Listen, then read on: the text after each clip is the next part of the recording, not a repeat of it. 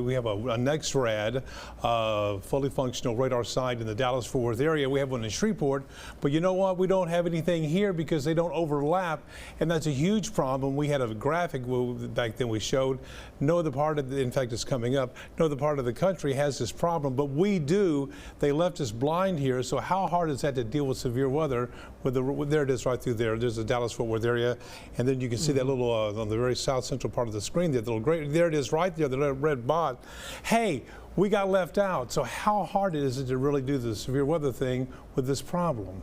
Well, it's difficult because that really inhibits the way we can look at the radar. So the Fort Worth radar site, that's over 100 miles away from, let's say, Tyler, which is where we often have to rely on storm reports as opposed to radar indicated rotation to make those warnings. So the Fort Worth radar site is over 100 miles away. Shreveport, I believe, is about 90 miles away. Thing. So, Neil, what we're looking at there is we're looking at atmospheric features that are about 6,000 to 12,000 feet up into the atmosphere. So, as opposed to the low-level rotation, which is something you really need to decide, hey, is this just a storm-producing rotation, or is this a storm potentially producing a tornado? You're looking at the mid-level features as opposed to those low-level features where we look to make those warnings. Well, the congressman says, he sat right there where you are and said he's trying to get a bill through Congress right now to eliminate that, to fix it somehow.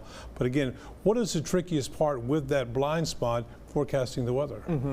So as I mentioned before, it's really looking at those storm spotter reports. That's how we rely, and that's the most reliable way we can to assess, hey, the man-machine mix. Yeah, the man-machine mix. So, you know, if storm spotter spots a funnel cloud, they'll typically issue a warning. Obviously, if they spot a tornado, they'll typically issue. And talk about the storm spotters, first of all, the ham radio guys and ladies. Yeah, so the ham radio guys and ladies, they go through some training and they'll radio out to the National Weather Service or us or other members of emergency management to tell them what they're seeing and if a warning needs to be issued or not on those storms.